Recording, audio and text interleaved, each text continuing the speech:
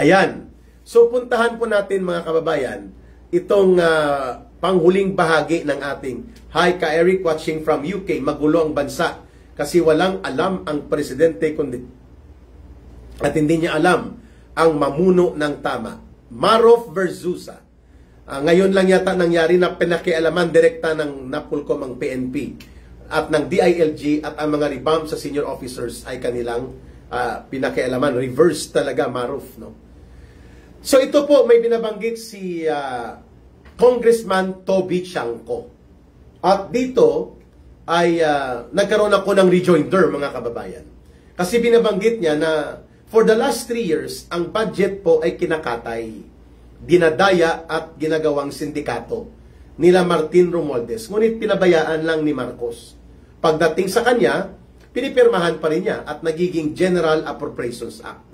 Mula 2023 at 2022, 2022, 23, 24, no? 25, pang-apat na taon na ito, na magpapasa sila ng budget. Ang lahat ng ito, binulgar ni Congressman Toby Chanco. Nasa pasimuno ni Romualdez, sino-shortcut nila ang pagpapalusot ng tinatawag na mga pork barrel at mga congressional insertions na hindi na po pinapadaan sa deliberations sa first reading, lusot na, and then kakatayin na ng special committee nila Romualdez na binubuo na walang transparency at kapag dumating na po sa plenary adoption at BICAM, ang lumulusot po ay yung hinilot at kinayod na pangdiskarting sindikato na mga budget kagaya ng ginawa noon nila Stila Kimbo, nila Saldico, nila Dalipe at iba pang mga operatiba ni Martin Romualdez na walang pananagutan sa plenary powers ng Kongreso. Hindi po si Ka Eric ang nagbulgar nito, kung hindi si Congressman Toby Chanco. Mantakin mo, yung mga projects para sa pag-maintain ng mga tulay, kalsada at mga malawakang proyektong tinatawag na big ticket projects ay tinatanggalan ng pondo nila Martin Romualdez. Kaya ang nangyayari po ay nawawala ng pondo ang mga supposedly ay pag-modernize ng agriculture, pagtuloy-tuloy po ng modernisasyon ng ating mga infrastruktura ay napupunta po sa pork barrel nila Romualdez. Gamit po itong special committee na binubuo niya, na superior pa kaysa buong Kongreso at patago at pailalim ang mga galawan. Kagaya po ng binabanggit ni Congressman Toby Chanco na nag-i-involve kina Saldico noon, Stila Kimbo, at iba pang mga alipores ni Martin Romualdez. Ayan, nagkabistuhan tuloy na every year pala kung bakit tinanggal at kinubra nila Ralph Recto at Marcos ang 60 billion sa PhilHealth dahil wala ng pondo sa infrastructure. Ipinapapasok sa program nila na items para doon dukutin nila Martin Romualdez at na mga tauhan niya. Ang seste, parang mga alipungoy na bulag. Itong Senado, pinapalusot din ito nila. At ang mas lalong alipungoy na tanga at bulag, itong si Marcos. Pero they cannot invoke good faith and good intention na hindi nila sinadya. No. You have to exercise due diligence. Hindi ka dapat maging tanga, yun ang ibig sabihin ng due diligence. You have to exercise prudence and propriety. Hindi ka dapat padaskol-daskol. Maingat ka. Kaya, nakakalusot itong mga sinindikato na mahigit 2 trilyon na combined budget 2023, 2024, 2025 sa flood control projects ng mga alipores na mga buaya at magnanakaw na congressman at mga kontratista na magkakasabwat. No? You can never identify the difference anymore between a contractor na naging kongresista at kongresista na naging kontraktor. Dahil kapareho na po ang balahibo nila, puro sindikato. Ngayon, ang nagbubulgar mismo nito, si Congressman Toby Chanco.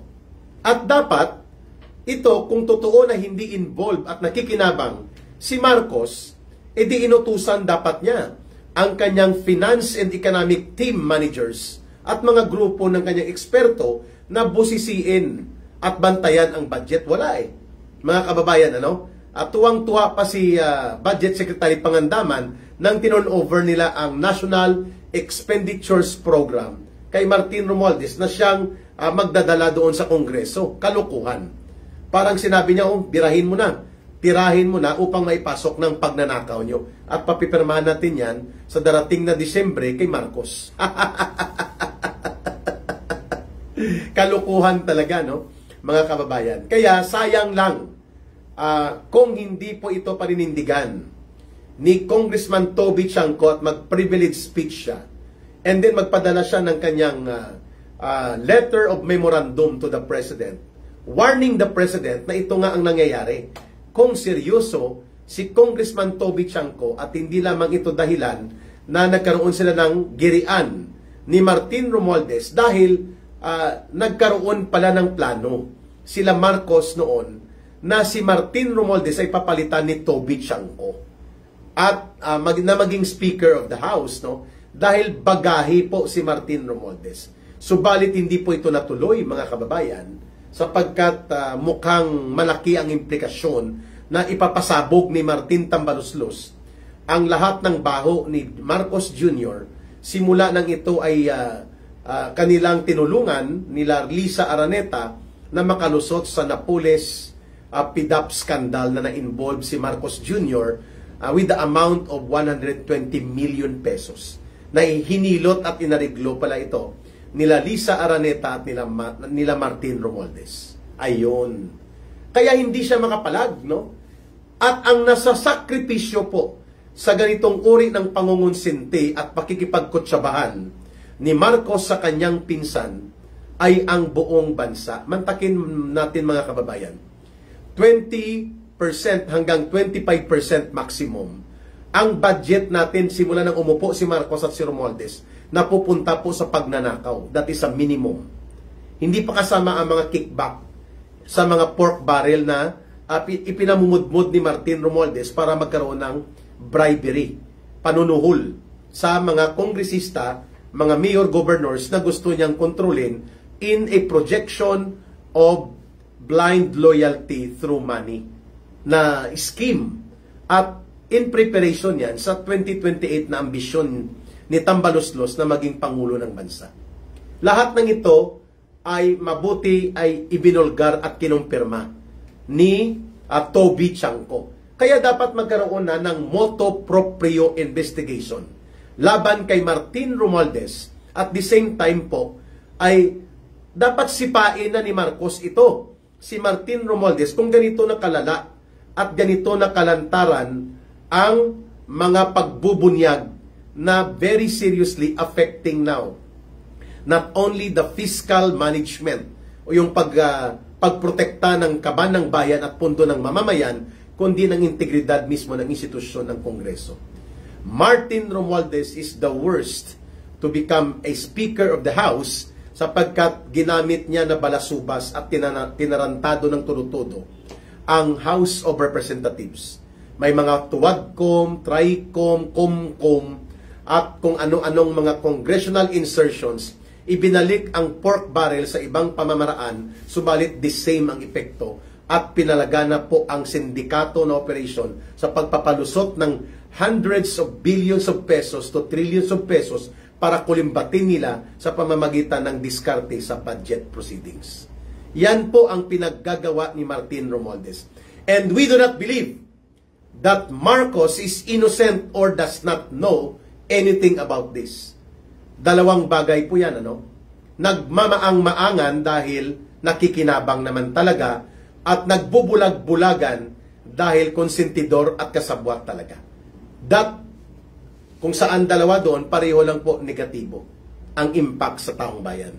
Now you understand kung bakit po kahit anong gimikan nila na umuunlad na daw ang ating bansa at lumalago na ang ekonomiya, bumabangon tayo, walang katuturan, walang kabuhay-buhay, at dahil po ang katotohanan, taon-taon ay hinuhold up tayo ng gobyerno mismo.